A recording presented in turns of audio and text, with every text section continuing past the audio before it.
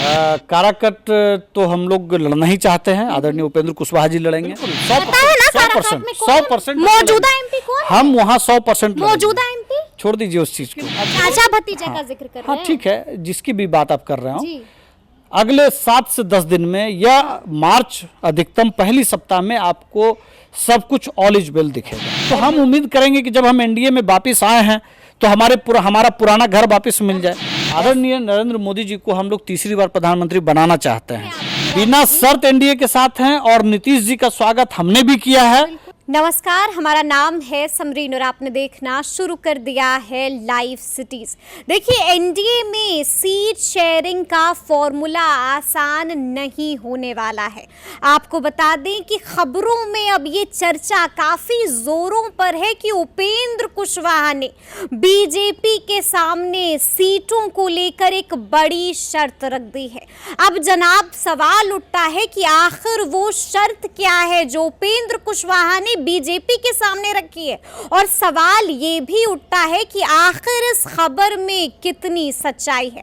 तो आज हम इसी मुद्दे पर सीधी बातचीत करेंगे राष्ट्र लोक मोर्चा के प्रवक्ता राहुल कुमार जी से। सबसे पहले बहुत शुक्रिया बात करने के लिए। बिल्कुल, तो सबसे पहले तो राहुल जी खूब सारी बधाई आपको, क्योंकि अब आप लोगों का पार्टी का नाम आरएलजेडी नहीं राष्ट्र लोक मोर्चा हो गया है। तो हम ये भी आपसे जानना चाहते हैं कि नाम क्यों बदला गया? देखिए, राष्ट्रीय लोक मोर्चा का नाम इसलिए आया क्योंकि राष्ट्रीय लोक जनता दल का नाम हमने चुनाव आयोग में प्रस्तावित किया था। लेकिन आपको मालूम है कि चुनाव आयोग कई प्रक्रिया से चीज़ों को तय करती है।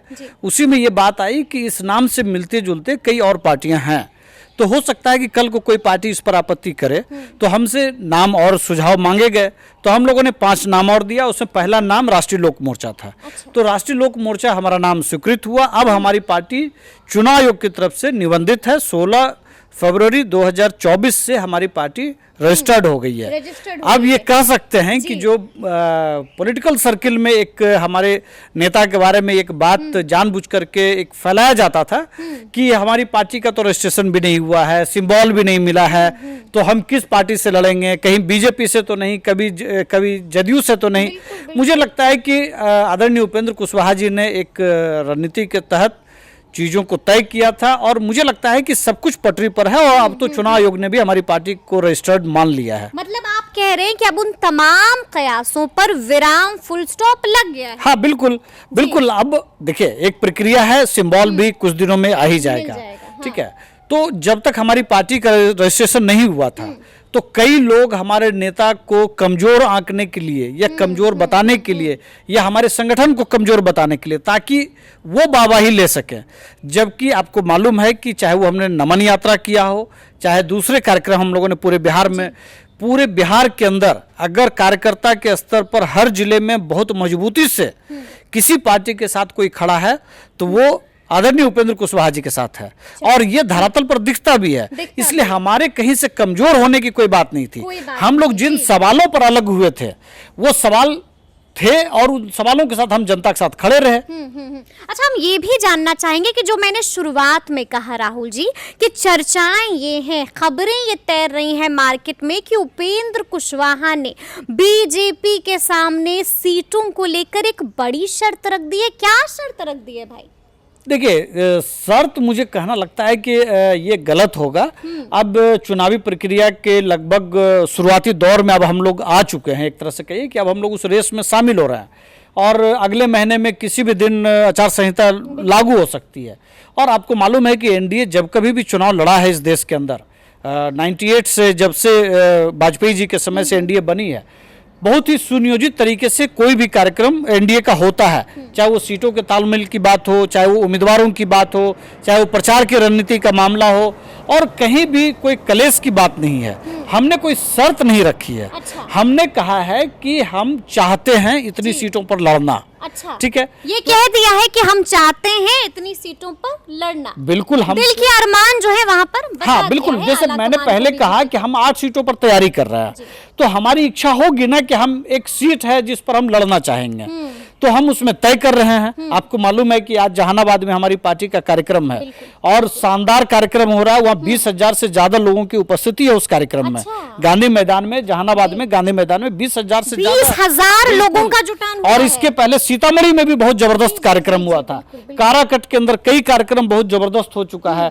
आने वाले दिनों में हम कुछ और सीटों पर इसी तरह से कार्यक्रम करेंगे। तो निश्चित तौर पर हमारी प्राथमिकता की कुछ सीटें हैं। हम बीजेपी से अपनी बात कह चुके हैं और हम कहेंगे भी। या कोई भी गठबंधन दल होगा वो अपनी बात कहेगा। मान लीजिए कोई 11 सीट पे तालमेल तैयारी कर रहा है, तो क्या वो सभी 11 पर लड़ेंगे? ऐसी कोई बात नहीं है। हमने अपनी बात कह दी है। जवाब क्या मिला? विचार करेंगे। अच्छा, जवाब ये मिला, जवाब मिला है। पॉजिटिव जवाब। हाँ बिल्कुल पॉजिटिव जवाब मिला है और मुझे पूरी उम्मीद है और हमारी पार्टी को भी पूरी उम्मीद है कि 2014 में जो सीटें हमारी थी उससे कम से कम एक ज्यादा रहेंगी। मतलब आप कह रहे हैं कि 2014 में 3 थी तो अब की बार 4 तो होगी ही। हम 4 नहीं बोल रहे हैं, आप संख्या पे सीमित मत करिए। अच्छा, सीमित मत कीजिए, मतलब उससे ज्यादा भी हो सकती है। मैं कह रहा हूं कि 2014 में जिस स्थिति में हम थे उससे हम बेहतर स्थिति में होंगे। मतलब 4-5 तो हो ही जाएगी। हाँ निश्चित तौर पर हमारी उम्मीद तो है कि हमें इतनी सीटें मिलनी चाहिए। मतलब आप सही से तो आप आकलन कर रहे हैं ना राहुल जी? देखिए नीतीश कुमार भी है अब एनडीए में। देखिए मैं मुमकिन लग रहा है। जब हमने 2023 में एनडीए के साथ जाने का फैसला किया था तब आपको मालूम है कि उस वक्त जदयू भी नहीं थी। जदयू उससे अलग हो चुकी थी। और आदरणीय नरेंद्र मोदी जी को हम लोग तीसरी बार प्रधानमंत्री बनाना चाहते हैं, ठीक है। और इस समझ के साथ और जनता के जो सवाल थे उस समझ को लेकर के हमने उसी समय कहा था कि हम आपके साथ हैं तो हम उम्मीद करेंगे कि हमें बेहतर उसका इनाम मिलेगा। कोई भी पार्टी उम्मीद करेगी। अच्छा, कोई भी पार्टी उम्मीद करेगी कि आपका साथ दिए हैं तो बेहतर इनाम। साथ नहीं दिए हैं जी। हम जनता के साथ हैं, जनता मालिक के साथ है। और जनता के सवाल पर बीजेपी भी उसके साथ है, ठीक है। तो मतलब साथ है। हाँ बिल्कुल। देखिए मैं वही बात मैं कर रहा हूँ कि हमारी कोशिश है कि ज्यादा से ज्यादा हम अपने लिए सीटें ले सकें ताकि जो हमारे टारगेट जो जनता है या जिन तक हम पहुंचना चाहते हैं उसको हम ज्यादा से ज्यादा मौके दे सकें। लेकिन एक बात मैंने पहले भी कई बार कहा, मैं फिर आज कह रहा हूँ कि 40 सीटें हैं, सभी को सैक्रिफाइस करना है, ठीक है। अगर ये बातें आ जाएंगी कि भाई ये सीटें हैं सबको लड़ना, मतलब आप भी सैक्रिफाइस कीजिएगा। बिल्कुल, हमने तो पहले ही दिन कहा कि हम बिना शर्त एनडीए के साथ हैं जी। मतलब 2014 वाली जो मांग है आपकी, बिना शर्त एनडीए के साथ हैं और नीतीश जी का स्वागत हमने भी किया है। लेकिन हमें पूरी उम्मीद है कि जो बात हम लोगों ने की है उसके बड़े हिस्से को स्वीकार कर लिया जाएगा। बड़े हिस्से को स्वीकार कर लिया जाएगा, मतलब आप ये कह रहे हैं दबे अल्फाजों में कि 2014 में 3 तो मिली है तो 3 तो मिलेगी ही मिलेगी। देखिए 3 हम फिर आप संख्या पर आप जाते हैं। अच्छा। लेकिन मैं संख्या नहीं बताना चाहता हूँ, ठीक है। अच्छा चलिए, आप संख्या नहीं बताना चाहते हैं, हम आपको बताते हैं कि आप ही के नेता हैं रणविजय कुमार सिंह जी। उन्होंने बीते दिन बड़ी प्रेस कॉन्फ्रेंस की। उस प्रेस कॉन्फ्रेंस में उन्होंने साफ साफ कह दिया कि जहानाबाद समेत 4 और सीटें चाहिए। मतलब उन्होंने तो बता दिया 5 सीटें। देखिए काराकट तो हम लोग लड़ना ही चाहते हैं, आदरणीय उपेंद्र कुशवाहा जी लड़ेंगे। आज हमारी पार्टी लड़ेंगे, चाहते ही है लड़ना। हाँ बिल्कुल 100%। मौजूदा एमपी कौन? हम वहाँ 100% मौजूदा एमपी। छोड़ दीजिए उस चीज को, छोड़ दीजिए। देखिए आप क्या बोल रहे हैं? 2019 में जेडीयू ने तो साफ कह दिया कि मेरी सीटों पर आप। 2019 में मांझी जी थे उस गठबंधन में जी, उपेंद्र कुशवाहा जी थे नहीं थे, तो कोई जो सीट हम दोनों लड़ेंगे तो कोई तो उसी 40 में होंगे ना। तो बीजेपी की सीटें होंगी या जदयू की सीटें होंगी। तो परंपरागत तौर पर वो सीट हमारे नेता लड़ चुके हैं, वहां का प्रतिनिधित्व उन्होंने किया है।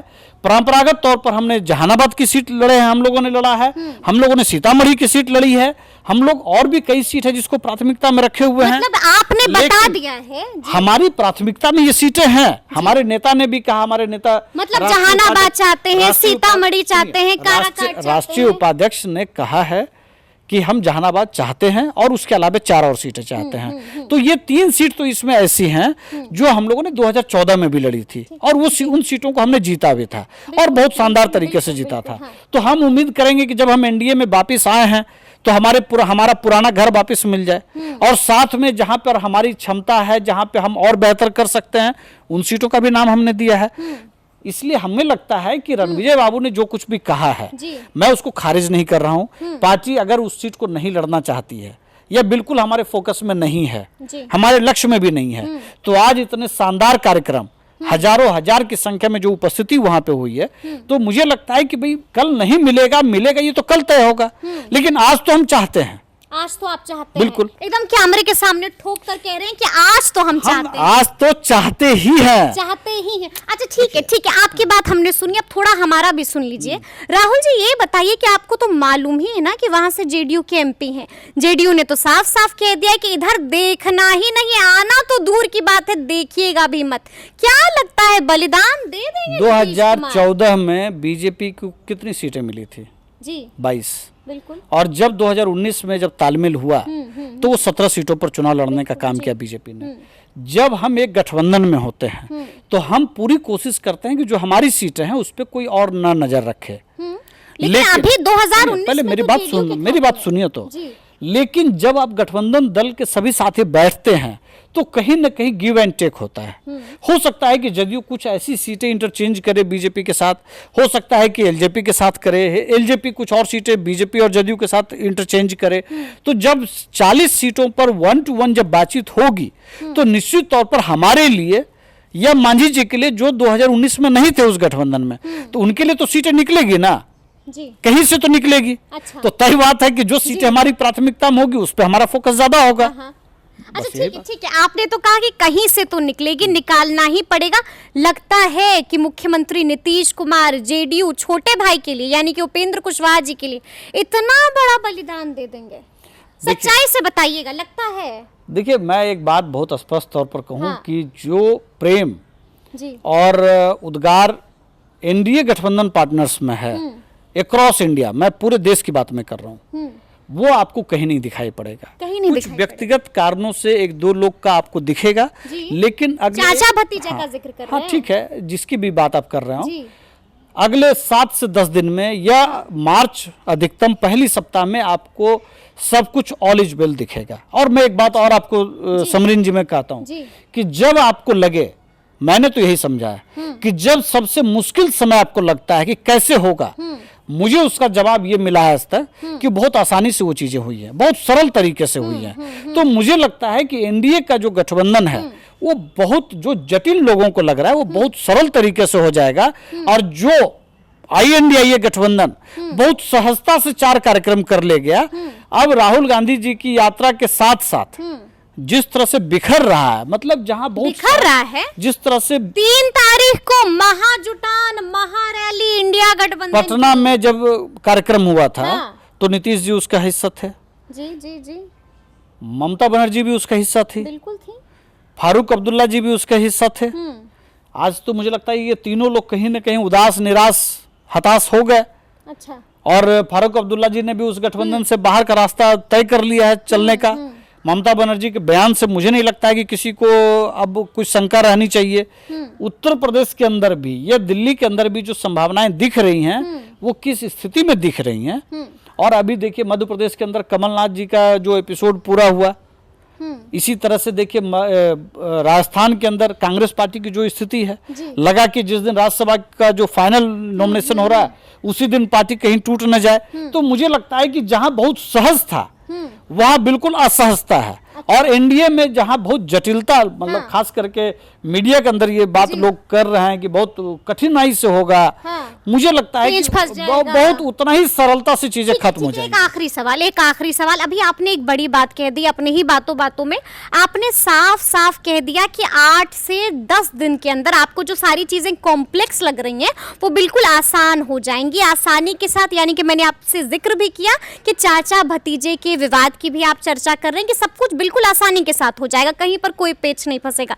तो मतलब आप कह रहे हैं कि चाचा भतीजे का भी ये जो पूरा विवाद है वो 7 से 10 दिन के अंदर सुलझ जाएगा, लगता है? क्या चिराग जी ने कभी कहा है कि वो एनडीए से बाहर जा रहे हैं? बिल्कुल नहीं।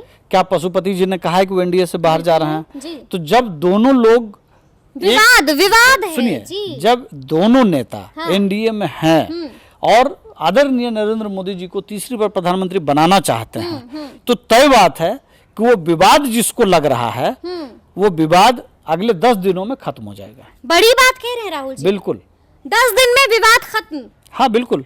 अच्छा, मतलब जो विवाद इतने दिन से चलता आ रहा है वो 10 दिन में खत्म हो जाएगा? देखिए, मैंने आपको थोड़ी देर पहले कहा कि जो चीजें बहुत जटिल लगती है जी, ना, जी, जी। राजनीति में कई बार वो बहुत ही सहजता से खत्म हो जाती है। अच्छा, क्या लगता है 10 दिन के अंदर सीटों का फॉर्मूला भी सार्वजनिक हो देखिए, जाएगा? लोकसभा चुनाव का मतलब एक तरह से कहिए कि मार्च के 15 तारीख के आसपास में जो शेड्यूल है उसके अनुसार आचार संहिता लगना चाहिए। एक संभावित मैं बता रहा हूँ 10 से 15 तारीख के बीच में संभावित है।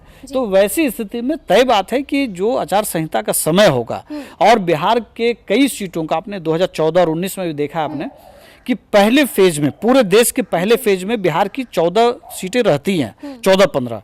तो तय बात है कि जो पहला फेज होगा वो मार्च के अंत में नॉमिनेशन हो जाएगा, फिर चुनाव हो जाएगा पहले फेज में। तो जाहिर सी बात है कि सब कुछ उसके पहले तय हो जाएगा। उसके पहले सब कुछ तय हो जाएगा। तो सुना आपने क्या कुछ बता रहे थे राहुल जी। देखिए, तफसील से हम लोगों ने बातचीत की और हमने ये भी जानने की कोशिश की कि आखिर जो खबरें चल रही हैं, जिस शर्त की बात हो रही है, उसमें कितनी सच्चाई है। तो आपने भी सुना है इन्होंने क्या कुछ बोला है। तो अब देखना होगा कि आगे आगे क्या कुछ होता है। तो ये पूरी बातचीत आपको कैसी लगी है, कमेंट करके हमें ज़रूर बताइएगा। तो इस तरह के तमाम अपडेट्स के लिए ऐसे ही हमारे साथ बने रहिएगा और देखते रहिएगा लाइव सिटीज़। बहुत शुक्रिया।